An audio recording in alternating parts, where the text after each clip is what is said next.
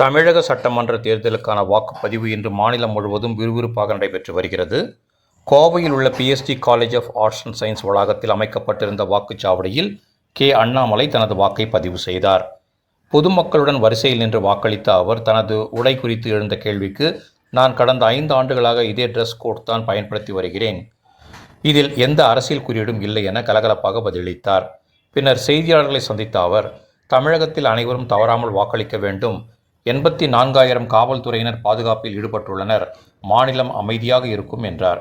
அதே நேரத்தில் பணப்பட்டுவாடா மற்றும் பரிசுப் பொருட்கள் வழங்கப்படுவது குறித்த கவலை தெரிவித்த அவர், தேர்தல் ஆணையம் கடுமையான நடவடிக்கை எடுக்க வேண்டும் என்றும் வலியுறுத்தினார். பேருந்து வசதிகள் குறைவாக இருப்பது குறித்து வாக்காளர்கள் குற்றம் சாட்டுவதாகவும் அதை சரி செய்ய வேண்டும் என்றும் தெரிவித்தார். இந்த தேர்தலில் பணம் அல்ல, ஜனநாயகமே வெல்லும் என்று நம்பிக்கை தெரிவித்துள்ளார் அண்ணாமலை. தமிழகத்தில் காலையிலிருந்து எல்லோரும் மிகச் சிறப்பாக தன்னுடைய ஜனநாயக கடமை ஆற்றிக் கொண்டிருக்கின்றார்கள். அனைத்து இடத்திலும் கூட வாக்குச்சாவடியில பெரும் எண்ணிக்கையில நம்முடைய தமிழ் சொந்தங்கள் எல்லாம் நின்று கொண்டிருக்கின்றார்கள். கிட்டத்தட்ட 5,60,00,000 மேற்பட்ட வாக்காளர்கள் வாக்களிக்க இருக்கின்றார்கள்.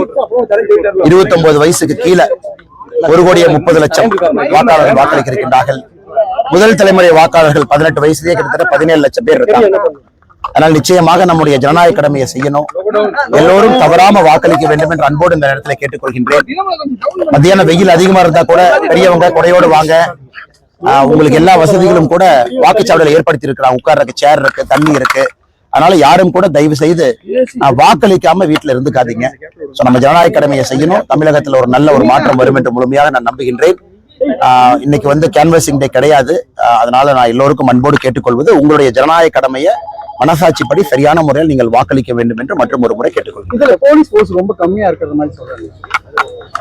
ஆனா இன்னைக்கு நான் பேப்பர்ல பார்த்த வரைக்கும் கிட்டத்தட்ட 84,000 காவல்துறை ஈடுபடுத்தி இருக்கிறாங்க.